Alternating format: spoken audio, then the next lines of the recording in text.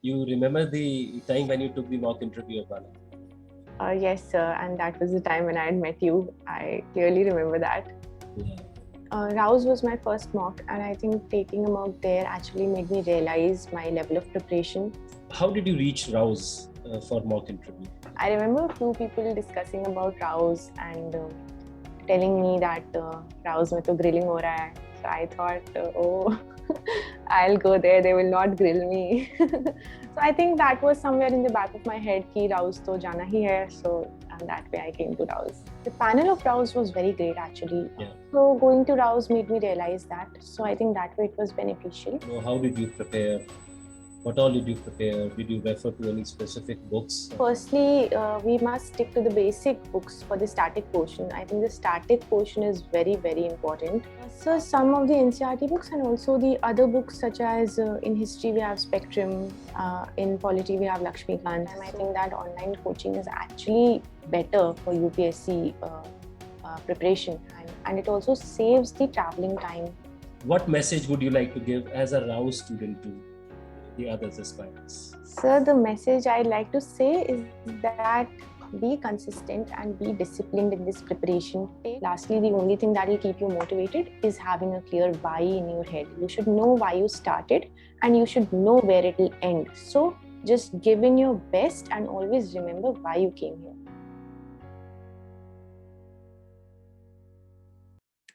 Hello, sir. Hello, Apala. How are you? I'm good, sir. How are you? Very fine. Nice. Just remove. So this is the room where you had put in all the hard work? Yes, sir. This is the room. All right. Great. So how does it feel? Sir, it feels really nice, and I actually have a sense of relief that I won't have to give this exam again. So I'm relieved and happy at the same time. I think I'll sleep because I really like sleeping. Tell us something more about yourself. Sir, I am a dentist by profession, and I have graduated from Army College of Dental Sciences, that is in Hyderabad. And BDS in itself is a 5-year course. So I passed out in December 2017. And since then, I started preparing. And my first attempt was given without any guidance. I just jumped into the preparation and I had no clue. None of my friends came for this preparation. I did not know anyone. I just knew that there is a place known as Old Rajendra Nagar where people become IAS. so so I came to Old Rajendra Nagar, but sadly, I could not clear anything. So after some time, I came back home and then I prepared from home. And this was actually good for me because I think you need a certain amount of mental stability and emotional support during this preparation. And for me, staying at home suited me. It was better for me staying away from the crowd and staying in isolation, maybe. As such, I am a little introverted as a person, so it was not a problem to not be talking to friends all the time. So I think this worked for me. While for some people, staying in Old Rajendra Nagar also works. So that can be anything. That is, I have deviated a lot from the main question, but that is about me. Yeah, it's okay. All right. You remember the time when you took the mock interview, Apala? Yes, sir. And that was the time when I had met you. I clearly remember that. Yeah. Raus was my first mock, and I think taking a mock there actually made me realize my level of preparation. And that level of preparation was actually not that good. So I had to pull up my socks. It was 1 month before the interview. My interview was on 9th September, and just 1 month before, I think on 7th August, I gave the Raus mock. So after that, I actually started preparing, especially in areas of international relations and foreign policy. I think these were the areas that they pointed out that I should be knowing. So I started reading more, I think, in a more micro way before I was having a larger macro way. I was preparing continuously, but started remembering the details. All right. So a lot of people said that Mr. Prabhu, the Foreign Services officer who's there in the panel, he's quite a grilling one. So did he also shake you up? So I've always looked up to Prabhu Dayal sir, and I've even seen his interviews in many places such as RSTV. But so sadly, I could not answer any of his question in the mock interview. I don't think I answered even one. So yeah. I remember that you were not very anxious when you went for the interview. You were very calm and composed, and you carried yourself very well. Unlike some of the candidates who get very nervous. Yes. And more so since it was your first mock. I mean, it is more Yes. creditable in that sense. Yes, sir. Yes, I think remaining calm is, I'd like to call that as one of my strengths.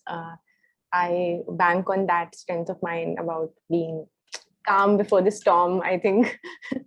So I think it also made me more calm. It made me calmer during the actual interview after having this mock as a practice. So what was your strategy, now that you are one of the top 10 rankers and people look up to you, there are a lot of aspirants who will be seeing you, wanting to know how did you prepare, what all did you prepare, did you refer to any specific books or did you follow anything? You must have known about the Daily News Simplified DNS on the YouTube, which a lot of students follow. Yes. So just share something with us. Yes, sir. I think firstly, we must stick to the basic books for the static portion. I think the static portion is very, very important. We often end up neglecting the basics of history and geography, and we jump straight away to the more complicated things. So I think the basics must be very strong. Okay, so when you say that stick to basics, you stuck to basics, you mean the NCRT books you were talking about? So some of the NCRT books and also the other books such as in history we have Spectrum, in polity we have Lakshmikant. So the basic books, the names of these books are available anywhere and everywhere. Yeah. So for every subject, I think basic NCRTs, and after that the one additional book maybe, not for every subject. For example, it is not needed for geography, but for polity and history it is needed. So that way you can manage. And secondly, if I talk about current affairs, then we can have one newspaper and that can be supplemented with video or any material. So a balance needs to be maintained there. Either you can look at the video before reading the newspaper or after reading the newspaper. But both things need to be done for a better and clearer understanding of issues. I myself remember going to YouTube and checking on these videos for, especially for certain aspects such as editorials, which I could not understand. So I think once you get in the habit of it, then slowly and gradually you'll start understanding the news better. You'll start linking it better to the syllabus and you'll start even applying it into your answers. So that is a slow growth process. And I'll just say, trust the process, be gradual and be consistent. That is, I think, the only mantra here. How did you reach Raus for mock interview? Let me ask you this now. Sir, I don't remember actually.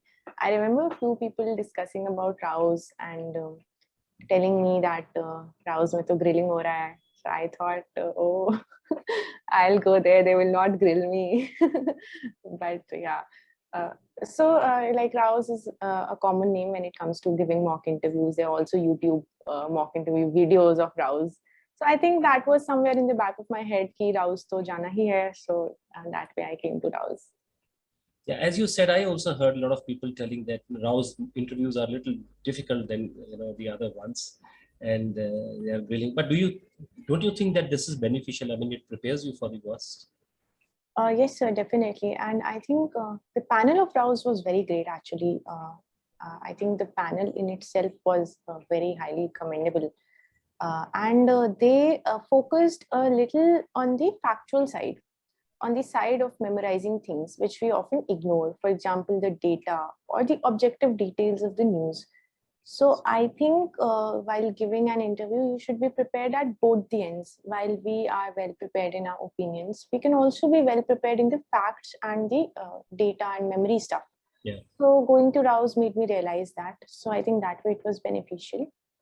And it's okay. Like they were not grilling everyone. Some of my friends had a very great interview in Raus. In fact, on the same day in which I had to give the interview, another friend of mine gave, and he had a very great interview. So it's like it depends on your preparation level, maybe.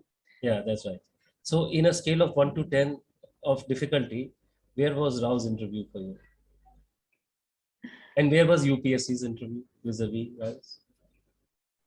So Rao's interview was, so it was, I think 8 on a scale of difficulty in 10. And UPSC interview was, I think, 4. So it helped you in that sense that you were prepared for the difficult one. Yes, definitely. A lot of people have this misgiving that in case they face an easy interview, I mean, they will feel better, more confident, and but then I feel that you are actually ignoring for what you are preparing, because it's Yes, very easy for a board to ask you easy questions and give yes, you that feel good factor. yes, sir. But when you face UPSC board, I mean, they are not there to give you feel good kind of a Yes, sir. feeling. Yes, sir. And every candidate's interview is different. They can ask anything and they can go in any direction. So we must be prepared for any direction that the interview takes. And which board was yours in UPSC? Sir, gladly, I'm very happy that it was Dr. Manoj Soni sir's board.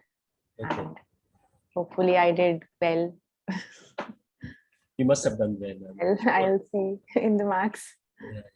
And do you recall any difficult question where you felt foxed?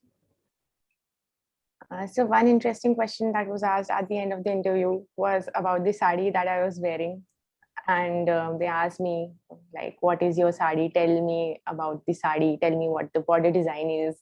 And there for 2 seconds, I was blank. But then gladly, my mother is a professor. So she wears a lot of saris. So somewhere in the back of my head, it was there.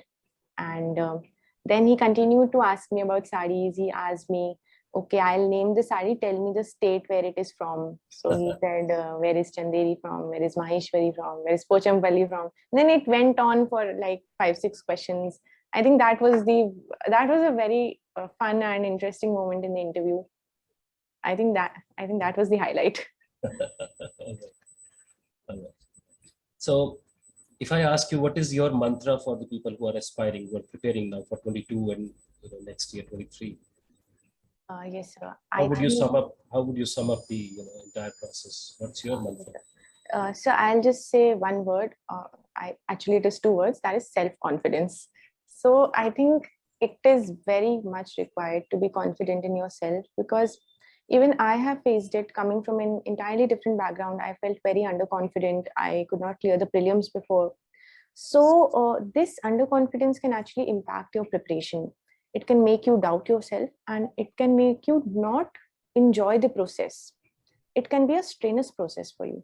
So I think if you're confident, if you enjoy the process, and if you read consistently, even if you're going out for partying, or even if it is a break day, come back and at least read the newspaper, at least watch the videos of news analysis, at least do something.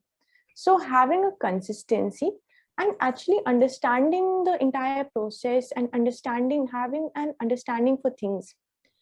For example, if I say in society, if you talk about questions about women, then you must also understand and appreciate the things related to women. Only then will you be able to write better answers. So that is all from my side, but at the end, I'll again say that having certain belief in yourself is very important. You must have faced some downs during your interview, feeling dejected that it is so difficult. You have already gone through the process once, and now you have to go through it again. So how did you motivate yourself? How did you keep yourself motivated all the time? Yes, sir. I actually had a lot of lows, especially when I did not clear the prelims. So it was very tough to keep myself motivated. And I think in this preparation, one thing that is very much neglected is the talk on mental health and the talk on how to have emotional stability in your life, or maintaining an emotional balance. So I think for me, when I came back home, it was a good change to be studying at home with my parents. And I used to go to play table tennis with my dad every day. So that was a good break for me. That kept me motivated. My dad used to say that I'm teaching you table tennis when you'll play it in the academy. So, so that way I learned table tennis. And so what I'm trying to say here is that we must have certain areas in life which give you happiness apart from UPSC, certain non-UPSC areas that can keep you motivated. And lastly, the only thing that will keep you motivated is having a clear why in your head. You should know why you started, and you should know where it will end. So just give in your best and always remember why you came here. All right, that's a very good thing to say. I'm sure that It will help a lot of people. Let me ask you, uh, at what stage of your life you decided to join civil services? Was it during your graduation, after you completed your BDS? And who inspired you? I mean, BDS, of course, your next aim would have been conventionally doing MDS. Yes, sir. Yeah. So I think BDS in itself inspired me to go for civil services. That acted as a stepping stone, because when I came and I started looking at the health sector closely, I started feeling that I need to walk a step ahead, because I need to have a larger scope in hand which can actually directly impact larger sections of the society. And I think for this civil services exam is the best option for anyone who wants to work for the society and serve the society, while dentistry in itself is a service to society. But I think the scope that civil services provides, the opportunities that it provides, and the larger arena or the larger canvas to work on is something that is unique to civil services. So I decided it in my final year when I was finally thinking about whether I should pursue MDS or should I go for something else. So then I took up civil services, and just when I passed out college, I started preparing.